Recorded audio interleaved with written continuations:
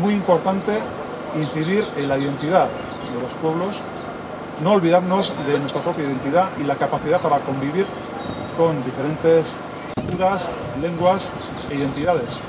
Yo creo que ese respeto hacia las identidades es lo que precisamente constituye la posibilidad de que se establezca una convivencia entre todos los pueblos y todas las culturas. Epa inkestaren hori datu berriak azkeneko datuak eta dira, eta hor berriro ere nabarmentzen da Espainiar estatuan dagoen egoera tamalgarria, penagarria honetan eta ikaragarri kezkagarria langabeziaren ikuspegitik. Momentu honetan ja 21%tik gora igo da Espainiako langabezia.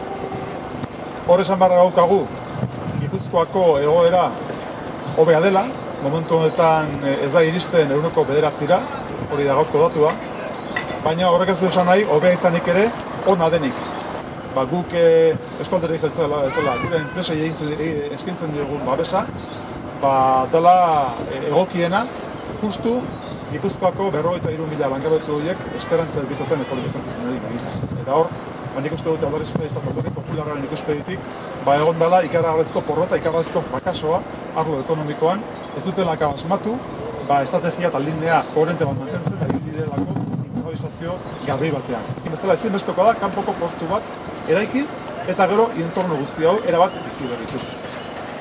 Badaude ikuspegi kritikoak, eta zelatzen dutena kanpoko portua eraikitzea, baina horiek esan beharra daukatena da, zein dan Gipuzkoan aktibitate ekonomikori mantentzeko daukaten alternatiba. Eta ni bildur naiz, euren alternatiba bakarra dela, bai aktibitate ekonomiko hori eta bai enplegu hori desagertzea Gipuzkoatik eta Pasaialdeatik.